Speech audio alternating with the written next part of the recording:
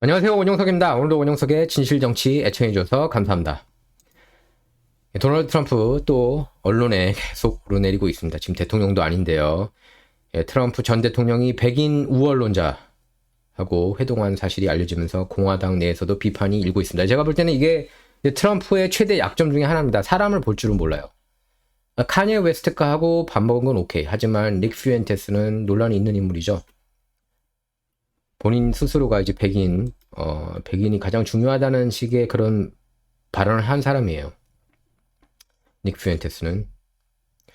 에차 허친슨 아칸소 주지사는 CNN에 출연해서 이렇게 얘기를 했습니다. 국가나 당의 모범이 돼야 할 리더가 스스로 인정한 인종주의자 또는 반유대주의자와 만나는 것은 좋은 생각이 아니라고 본다. 이건 매우 문제가 있다. 이렇게 말했습니다. 카니에 웨스트 같은 경우에는 어쨌든 대놓고 유대인이 싫다는 식으로 얘기하지 않았습니까? 뭐 죽여야 된다는 식으로 얘기했죠. 예? 데프콘 3 얘기하면서. 그러면서 뭐 이제 또 거기 반가이 하려고 자기도 흑인들도 유대인이다 뭐 이런 말도 안 되는 얘기 했는데 본인은 크리스찬이라고 주장하고 있지만 카니에 웨스트 뭐 노래도 이제 그 가스펠 노래 만들었죠. 뭐 God Is라는 노래. 뭐 그 노래 진짜 좋아요. 들어보면. 근데 성경을 제대로 못 읽은 것 같아요. 성경 보면은 유대인에게 복되라고 하는데 곧 반대로 가고 있는 모양새입니다. 그 닉 퓨엔테스 같은 경우는 히틀러를 긍정적으로 얘기했죠. 히틀러를 긍정적으로 얘기했습니다. 미친 거죠. 예. 그래서 허친슨 주지사는 이렇게 얘기했습니다. 그것은 일어나서는 안 될 일이다. 그런 이들을 만날 때 힘을 실어주게 되는데 피해야 할 일이다. 그들로부터 멀어져야 한다. 이렇게 밝혔습니다. 둘이 트럼프하고 이제 카니에 웨스트가 지난주 만났습니다. 생스기빙 때 만난 것 같아요. 목요일에. 그죠? 그래서 카니에 웨스트가 말하려고 해서 이제 밥을 먹었는데 그때 이제 카니에 웨스트가 트럼프한테 얘기한 게 내 부통령 후보로 출마하자. 그러니까 정신 나간 사람이죠. 트럼프가 2020년에 7,500만 표를 받은 전 대통령인데 내 부통령 러닝메이트로 출마하라는 것 자체가 정신이 나간 겁니다. 제가 볼 때 카니에 웨스트는 이게 정신이 나간 사람 같아요. 예, 오락가락하고. 물론 트럼프가 카니에 웨스트를 만난 거는 이제 의리 때문에 만났다고 봅니다. 의리 때문에. 이제 카니에 웨스트가 힙합, 그 연예계 최고 스타면서 그 패션계 최고 스타였지 않습니까? 카니에 웨스트가. 그리고 억만장자였죠.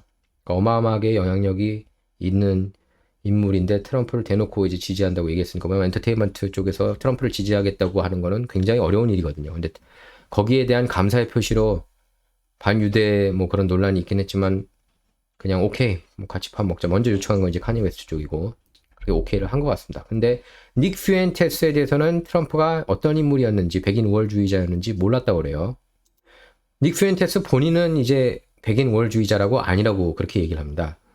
이 사람이 이제 닉 퓨엔테스예요. 그러니까 트럼프는 카니 웨스트하고 카니 웨스트하고 겸상할 줄 알았는데 이렇게 닉 퓨엔테스를 갑자기 데리고 올 줄은 전혀 몰랐다고 그래요. 그리고 닉 퓨엔테스 말고도 또 한 사람을 같이 데려왔다고 그러는데 그리고 닉 퓨엔테스가 어떤 인물인지 몰랐다. 그의 정치 성향이 뭐 백인 우월주의 뭐 이런 게 있는지 몰랐다. 그렇게 얘기를 했습니다. 트럼프는. 브라이트바트에서도 이렇게 Trump dined at Mar-a-Lago with white nationalist 백인 우월주의자하고 저녁을 같이 먹었다. Holocaust denier 닉 퓨엔테스. 닉 퓨엔테스는 이제 홀로코스트가 일어나는 일이 아니라는 식으로 얘기를 했습니다. 이렇게 믿는 사람들이 좀 있어요. 예, 미국에서. 이제 또 영화배우 일부도 있고. 근데 이제 트럼프는 이렇게 얘기했습니다. 자신의 소셜 미디어에 올린 글에서 나는 사업뿐 아니라 사실상 대부분 분야에서 어려움을 겪고 있는 얘에게 지금 억만장자에서 이제 4억 달러 자산이 이렇게 뚝 떨어지지 않았을까. 그래서 얘에게 필요한 조언을 하고 돕기 위해 그의 단독 면담 요청을 응했을 뿐이다. 그는 다른 3명과 함께 왔대요. 3명과 함께 왔는데 그 중에 둘은 내가 모르는 사람이었고 다른 한 명은 내가 수년간 보지 않았던 사람이다. 이렇게 얘기했습니다. 그러면서 나는 얘에게 시간 낭비이고 이길 수 없기 때문에 출마하지 말라고 그랬다. 왜냐면 얘가 자기가 대통령 선거 출마할 거니까 트럼프 보고 자기 러닝메이트로 출마라는 헛소리를 한 거죠. 근데 트럼프가 자꾸 이렇게 이상한 사람들하고 많이 만나는 게 좋은 건 아닙니다. 트럼프가 사람 보는 눈이 좀 떨어진다는 건 그건 부인할 수 없는 사실입니다. 2020년에 뭐 자기가 최고의 사람들을 다 잘 알기 때문에 잘 선택할 것이다. 마이크 팜페오 같은 경우에는 잘 선택을 했어요. 국무장관. 하지만 또 특히 케일리 맥케너니, 백악관 대변인은 정말 훌륭한 사람 택했습니다. 하지만 그리고 세라 허커비 샌더스도 지금 아칸소 이제 주지사 당선됐죠. 하지만 가장 중요한 국무장관하고 법무장관을 엉망진창으로 지명했습니다. 그리고 훌륭한 국가안보부 장관은 또 해고하고 마이크 펜스 말 듣고. 그러니까 그럴 때 주대 없이 행동했어요. 특히 이제 제프 세션스 법무장관을 지명하고 지명한 거는 정말 천하의 실수였죠. 천하의 실수. 그걸로 인해서 로버트 멀러 특검 임명되지 않았습니까? 왜냐하면 제프 세션스가 손대겠다고 그랬잖아요. 자기가 트럼프 러시아 내통 스캔들에서 미쳤죠. 그것도. 언론들이 자꾸 까는 제프 세션스도 러시아 외교관하고 만난 적이 있어. 다른 상원의원들도 그때 만났는데 그것 때문에 손대겠다고 한 거예요. 겁먹고. 그러니까 그런 사람, 그런 단골 기질이 없는 사람은 그렇게 법무장관 하면 안 됩니다. 근데 거기서 벌벌 떨고 이제 손을 떼면서 누가 법무차관 했습니까? 예? 라 로젠스틴이 했잖아요. 로젠스틴이 그래서 로버트 멀러 특검을 임명했고 그러면서 얼마나 힘들게 했어요. 트럼프를. 어떻게 보면 자초한 일이에요. 제프 세션스를 지명한 것 자체가 실수였습니다. 루디 줄리아니를 그때 지명했었어야죠. 하지만 루디 줄리아니가 트럼프가 다시 2024년 백악관에 들어간다고 해도 과연 루디 줄리아니가 법무장관 할 수 있을까는 회의적입니다. 예. 지금 이미지가 많이 좀 안 좋아졌기 때문에. 그래서 이런 모습들 때문에 많은 이제 공화당 진영에서 론 디샌티스를 이제 많이 지지하고 있는 거예요. 플로리다 같은 경우도 특히 이제 그렇고 그때 이제 CPAC 제가 2월에 그때 취재 갔을 때 느꼈던 게 절반은 론 디샌티스를 원했어요. 지금은 아마 더 많이 원하지 않을까 싶습니다. 트럼프보다. 물론 플로리다가 홈그라운드이긴 하지만 사실 트럼프한테도 홈그라운드거든요. 말하려고 별장이 플로리다에 있잖아요. 저는 이제 누차 얘기했지만 트럼프도 좋고 디샌티스도 저는 훌륭한 후보라고 봅니다. 근데 이제 또 특히 그때 이제 국무장관 2017년에 국무장관도 렉스 틸러슨이랑 전혀 자기하고 상관없는 사람을 엉뚱하게 올렸죠. 차라리 렉스 틸러슨을 넣느니 크리스 크리스티를 국무장관으로 하든지 아니면 뉴트 깅그리치를 하든지. 그러니까 주변에 자기가 똑똑하다고 생각하는 사람들은 전혀 이렇게 내각에 임용하지 않았습니다. 뉴트 깅그리치 같은 경우에는 부통령 후보로도 이렇게 언급됐던 사람이거든요. 그 사람이 부통령으로서 훨씬 낫죠. 마이크 펜스보다. 뉴트 깅그리치가. 아니면 국무장관이라도 해주든지. 근데 보면은 항상 트럼프가 먼저 이렇게 배신을 많이 때렸습니다. 그리고 특히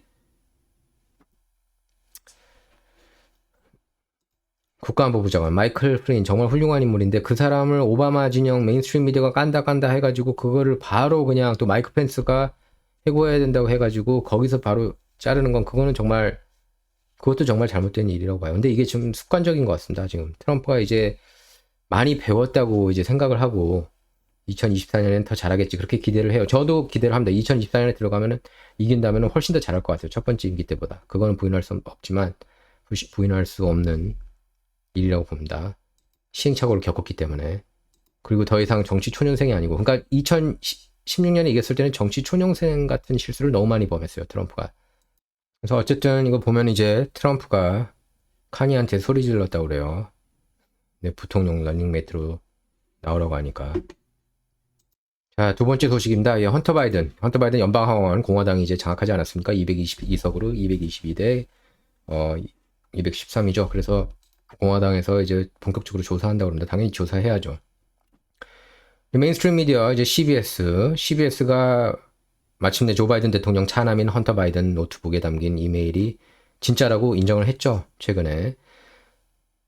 지난 2020년 대선을 2주 정도 앞두고 도널드 트럼프 대통령이 CBS 시사 프로그램 60 Minutes에 출연한 거 여러분께서 기억하실 겁니다. 그때 이제 뭐 저널리스트도 아니죠. 예, 그 간판 앵커 레슬리 스탈하고 인터뷰를 했었을 때 트럼프가 이런 얘기를 했었습니다.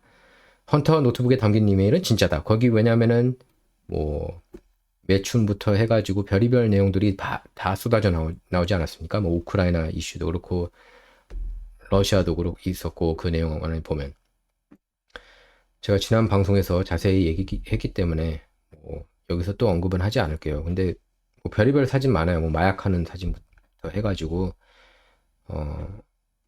굉장히 큰 논란이 됐습니다. 근데 그거를 이제 메인스트림 미디어하고 특히 빅테크가 이거를 바이럴하지 못하게 막았죠. 트럼프는 그때 언론들이 이걸 보도해야 된다 그렇게 강조했습니다. 그래서 여러분께서 기억하실 거예요. 그때 만약에 헌터 바이든 보도 내용을 알았다면, 뉴스를 알았다면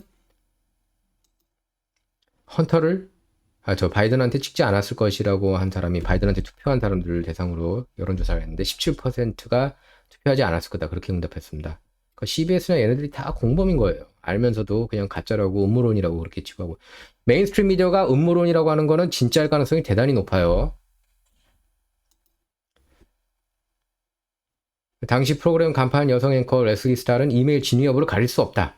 이건 음모론이다. 뭐 그런 식으로 얘기를 해가지고 굉장히 욕을 많이 먹었습니다. 그 당시에. 그 당시에도. 그러니까 깨어있는 진영은 알고 있었죠. 보수 진영, 특히 이제 깨어있는 진영은 레슬리 스탈 진짜 저널리스트 아니네 하고 비판을 많이 했습니다. 바이든 당시 민주당 대선 후보도 헌터 노트북 논란과 관련해서 러시아가 미국 대선에 개입하기 위해 조작한 거다. 이렇게 얘기를 했고 또 뉴욕타임스, MSNBC 같은 강성진보 언론들도 이메일은 음모론이다. 이렇게 가짜 뉴스를 보도했습니다. 그러니까 가짜 뉴스들이에요.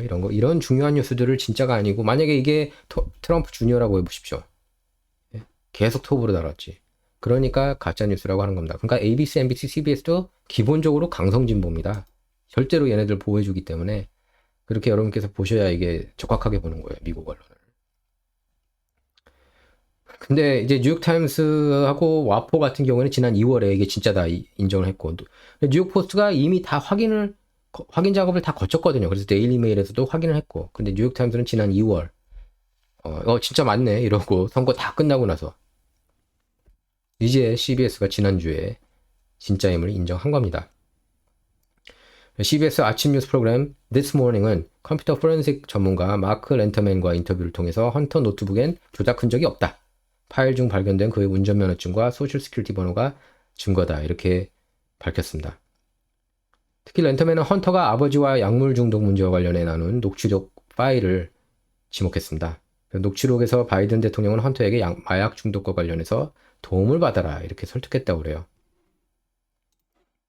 데일리 메일에서 그때 보도가 됐죠. 헌터 바이든이 어더 라이프 캠에만 21,000불 쓰고 이 돈이 다 어디서 났겠습니까? 그리고 스트립 클럽에 하루 동안에 11,400불이나 썼습니다. 야, 이거 진짜 하루에 어떻게 저 돈을 썼는지 모르겠어요. The 50-year-old spent a fortune on escorts and ran up massive hotel bills. 이제 매춘부도 불렀다는 거죠. 이 사진도 많이 기억하실 겁니다. 그래서 렌터맨은 노트북에서 본 게 진짜고 노트북이 헌터 것인지 묻는 앵커 질문에도 망설임 없이 맞다 이렇게 답했습니다. 우크라이나 스캔들 중심에 있죠. 바이든 가문은. 특히 헌터 바이든, 조 바이든이 우크라이나 포인트맨이었습니다. 역시 메인스트림 미디어는 자꾸 조 바이든하고 우크라이나랑 굉장히 깊숙한 관계인데 관계없는 듯이 얘기하고 있죠. 제가 이걸 보면은 뉴욕 포스트 보던데요. 대다수 유권자들이 공화당이 이제 연방 하원 장악한 공화당이 헌터 바이든 조사하는 걸 찬성한다는 겁니다. 라스무슨 여론조사 62%가 찬성한다고 응답했습니다. 당연히 해야죠. 지난 대선 기간 중 트럼프 캠프는 헌터가 아버지 영향력을 이용해서 우크라이나 천연가스 컴퍼니 브리스마에서 고액 연봉 받았고 월 86,000불씩 받았죠. 그래서 브리스마 그러면은 1년 치면은 한 86만 불 거의 100만 불 받았다는 거예요. 하는 일 없이 고액 연봉을 받고 일했고 브리스마에 대한 현지 검찰 수사를 바이든 대통령이 당시 막았습니다. 여러분께서 기억하실 거예요. 바이든이 또 우리 그 아들 조사하면은 그 조사 당장 중단하지 않으면은 해외 원조비 안 주겠다고. 그것만 해도 탄핵감이죠, 솔직히. 대통령이 그딴 말 하고 앉아 있었습니다. 메인스트림 미디어는 잘하고 있어 이렇게 칭찬해주고. 뉴욕포스트는 헌터 노트북에 저장된 이메일을 입수해서 헌터가 브리스마 측 인사와 바이든 대통령 만남을 주선한 정황을 파악했다고 지난 2020년 10월에 특정 보도를 했었습니다. 그래서 이메일에는 2015년 4월 부리스마 측 인사가 헌터에게 나를 워싱턴에 초대해 당신 아버지를 만날 기회를 줘 감사하다는 내용이 포함됐습니다. 버블렌스키 기억하실 거예요. 그 사람이에요. 버블렌스키. 뿐만 아니라 노트북에는 헌터가 코카인을 흡입하며 한 여성과 성행위를 그 매춘부 같아요. 매춘부하고 성행위를 하는 12분짜리 동영상. 또 다른 여성과 침대 위에서 장난을 치는 사진. 그리고 형수하고 찍은 사진. 형수하고 이제 사귀지 않았습니까? 그 사진도 많이 나왔습니다. 또 헌터가 마약 흡입 기구를 입에 물고 잠든 모습 사진. 아까 좀 전에 보셨죠? 이런 사진들이 담겨 있어서 굉장히 이제 논란이 커졌죠. 이 뉴스를 아는 사람들 사이에서 메인스트림 미디어를 이제 신으로 떠받들고 그런 사람들 사이에서는 모르죠. 가스펠이 아닙니다. 뉴욕타워포 CNN 보도 내용들이. 포렌식 전문가를 통해 복구된 파일은 문자 메시지 10만 3천 개, 이메일 15만 4천 개, 사진 2,000장에 달했습니다. 근데 그럼에도 불구하고 헌터 노트북은 당시 대다수 주류 언론에서 보도하지 않아 편향 보도 비판을 받아왔습니다. 또 트위터와 페이스북 이런 소셜미디어에서 관련 기사를 삭제했죠. 그래서 관련 뉴스가 알려지는 것을 막았습니다. 근데 최근에 이제 와포, CBS 이런 진보 언론들이 이제 바이든 이메일이 진짜라고 정정 보도하면서 잠잠했던 의혹이 다시 불거졌고 마침 또 연방하원 공화당이 장악해서 본격적으로 조사할 것이 확실시된다. 그래서 일단 이런 진실이 CBS에서 이렇게 늦게 인정하는 것 자체가 진짜 서글픈 현실이다. 이게 바로 오늘날 언론의 현 주소입니다. 제가 누차 얘기했죠. 미국에서 가장 부패한 부위가 바로 미국의 메인스트림 미디어라고요. 그 앞장 최전선에 서고 있는 게 바로 뉴욕타임스고 워싱턴 포스트, CNN, ABC, NBC, CBS 바로 이런 언론들이에요. 메건 맥케인 데일리 메일 칼럼니스트는 트위터에서 노트북 진위 분별에 왜 이렇게 많은 시간이 걸렸는지 의문이 제기된다. 그러면서 뇌세포가 5개만 있어도 노트북이 헌터 뇌세포가 5개만 있어도 노트북이 헌터 노트북이 진짜라는 사실은 알 수 있었을 것이다. 또 클레이 트래비스 온라인 스포츠 매체 아웃킥 설립자는 트위터에서 이렇게 얘기를 했습니다. 2년 전 레슬리 스타일 누군지 한번 볼까요? 레슬리 스타일 오른쪽에 보이는 이 여자입니다. 가짜뉴스 기자. 그래서 그때 60minutes 아마 2020년 10월 정도 방영된 걸로 기억하는데 그때 기억하실 겁니다. 레슬리 스타일이 먼저 트럼프한테 어려운 질문 받을 준비 돼 있어? 막 이렇게 좀 싸가지 없이 그렇게 나왔어요. 그랬더니 트럼프가 야, 너 대통령한테 그런 식으로 얘기하는 거 아니야. 그래서 너 만약에 힐러리나 다른 사람 오바마 같으면 이런 얘기 너 할 수 있겠어? 그렇게 바로 쏘아붙였죠. 그래서 그때 쩔쩔매던 레슬리 스타일 모습이 기억이 납니다. 이제 그런 모습 때문에 이제 사람들이 이제 트럼프한테 열광을 하는 거예요. 그런 모습들. 메인스트림 미디어한테 한마디 세게 하는 것. 그 메인스트림 미디어가 너무나 부패한 것을 그 누구보다 잘 알고 있기 때문에 거기서 이제 큰 점수를 주는 겁니다. 그렇기 때문에 2024년 여전히 유력한 대선 후보고요. 러니 잭슨 연방 하원 의원도 트위터에서 CBS가 마침내 헌터 노트북이 진짜임을 입증했다. 뉴욕타임스, MSNBC 이런 주류 언론은 게으르고 무능하다. 이렇게 비난했습니다. 어쨌든 공화당, 연방 하원, 특히 이제 그 짐 조던이 법사위원장 될 것 같거든요. 그래서 정의파 의원들이 많이 이렇게 조사를 할 거기 때문에 기대가 됩니다. 이번 헌터 바이든 관련도 그렇고 헌터 바이든 조사하면 조 바이든까지 가고 아마 탄핵까지 가지 않을까 싶어요. 물론 뭐 탄핵 성공 연방 하원은 이게 가결되더라도 그것도 가결 안 될 수도 있습니다. 상원에서 당연히 막히겠죠. 상원은 이제 민주당이 이미 다수당이 됐기 때문에 그래서 공화당으로서는 다음 달 이제 그 허셜 워커하고 워낙 조지아주 연방 상원 일단 거기서 이길 필요가 있어요. 공화당 입장에서는. 자, 원영석의 진실정치는 좌와 우를 말하는 시간이 아니다. 옳고 그름을 논하는 시간입니다. Not about left or right, all about right or wrong입니다. 시청해 주셔서 감사합니다.